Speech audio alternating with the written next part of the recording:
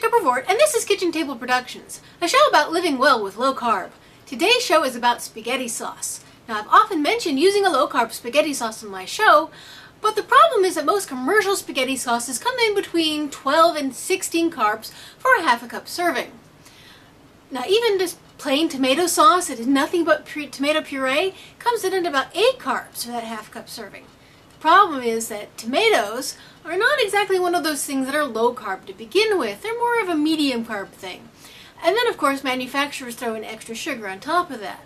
Well, today I'm going to show you my recipe for a low-carb tomato sauce. It's only 6 carbs for half a cup serving, so let's get started.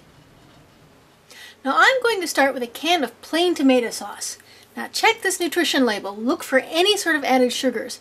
If you see any, skip it, go on to the next brand. Now, you're probably wondering how I plan to get a can of tomato sauce, which is naturally 8 carbs, down to 6. Well, the answer is we're going to add in another vegetable as well, cooked spaghetti squash. Now, if you don't know how to cook a spaghetti squash, go watch my spaghetti squash roll show, then come on back. We'll still be here. Okay, now I'll put my tomato sauce into my blender. And I want to use an equal amount of spaghetti squash. So I'm just going to take the can and fill it up with my cooked spaghetti squash. You can pack it in there a bit.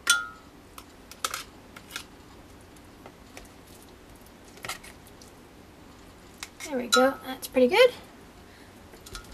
And then into the blender it goes.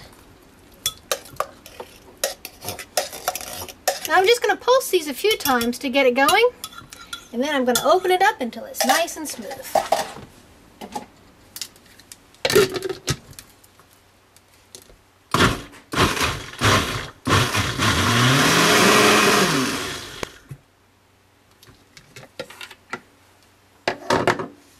Alright, that's looking very nice. Now to get into my pot. Alright, this is a very plain sauce right now. We're just going to add in some spices to jazz it up. First, I'm going to add a tablespoon of oregano, half a tablespoon of basil, a teaspoon of thyme, half a teaspoon of rosemary, and a teaspoon of white vinegar, just for a little bit of extra kick. Now, there are many flavor compounds in tomatoes that are liberated via alcohol, so I'm also going to add in a quarter cup of a dry red wine. I'm using a Chianti. So I'll just pour that in there and mix it all up.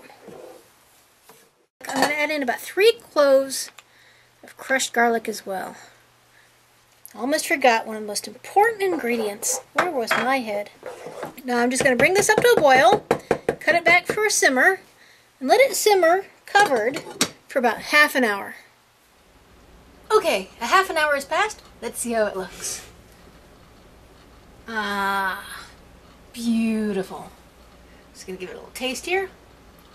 Now would be a good time to adjust any seasonings. This is perfect. It needs nothing. If you wanted to, you can customize this to your own particular tastes. Some other ingredients that would work well in here might be like bell peppers, those would work very well, or some crumbled Italian sausage, maybe even just some ground beef. Now you can serve this over a low-carb pasta or more spaghetti squash. This particular batch, though, is reserved for my zucchini Italian, but that's another show. Now, I always advocate playing with your food. Tinker with recipes, make them your own, find new ways to low carb. You can do it. Remember, low carb is a lifestyle, not a diet.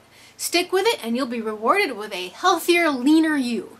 For this recipe and many others, please visit our website, kitchentableproductions.net. I'm Jessica Brevort, and this has been Kitchen Table Productions.